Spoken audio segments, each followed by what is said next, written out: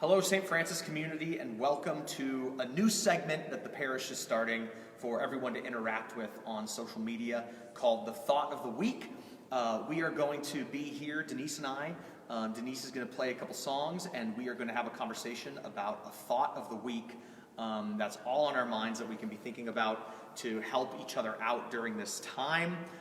You all know Denise, I'm Kevin, the youth minister here, and we just want to be sure that we are creating opportunities for people to interact with the parish, start conversations, be thinking about ways to live in this new era, this new COVID era.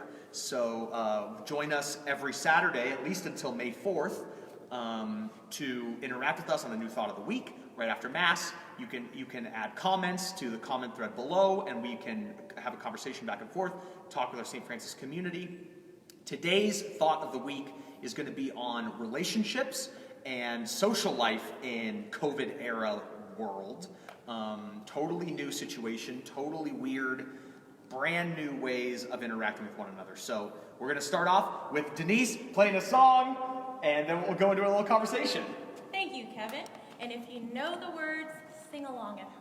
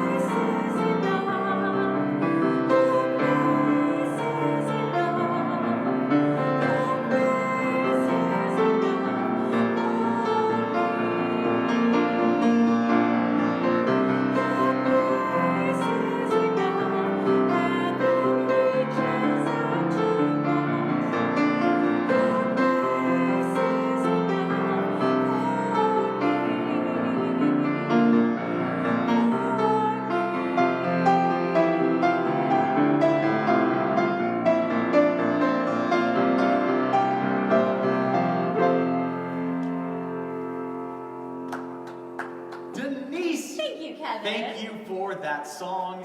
Thank you for having me. Your presence in the parish is phenomenal. You know that. People love all the music you play. Look at the comments for the masses. People always say, "Oh, the music is so beautiful." So, and that song too is you used it a couple times for Alpha, I think. Yes, yeah. I did. I feel like it's a very uplifting song. And we need some of that. We need some of that today, although we are still going into Holy Week and it's kind of a somber time.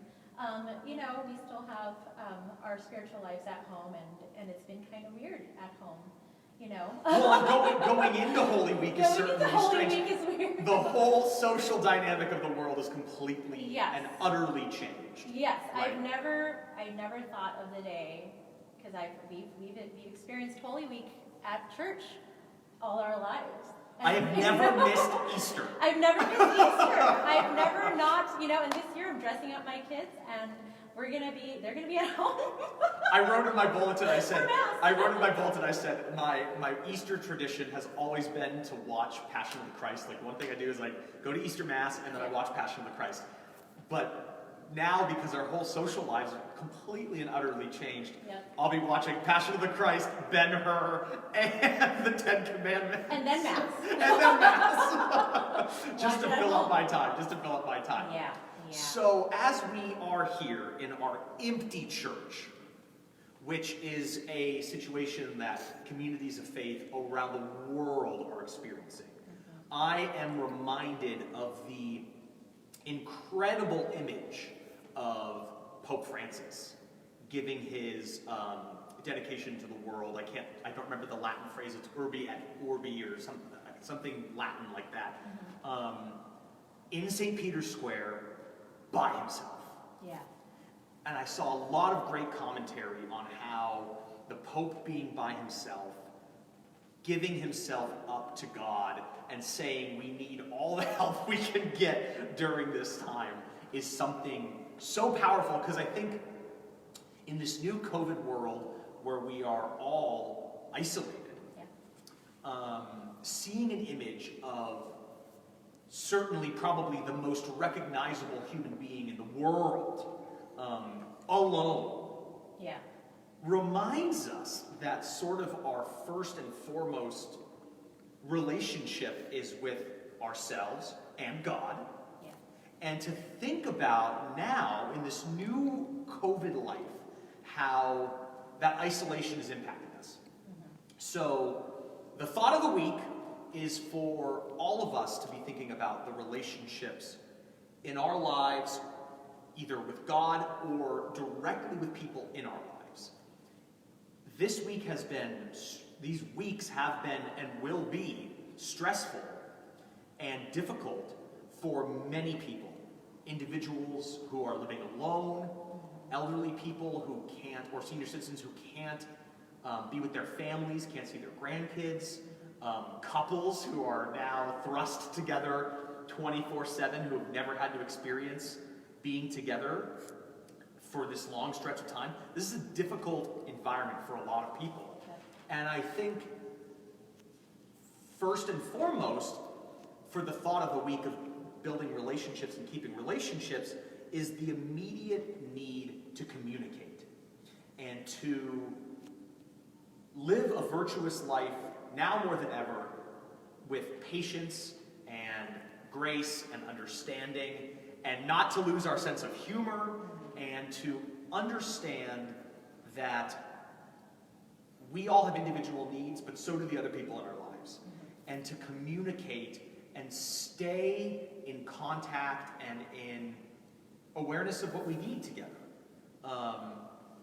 Certainly we're trying to do that with the parish, and the school's been trying to do that with the school. It's been so tough. Are you not frustrated? Like, I'm so frustrated. Oh, yeah. Do you have kids you homeschool? No, I don't. And you have two. Who was prepared for that? And you have two of them. Yes. It's been an adjustment. Crazy.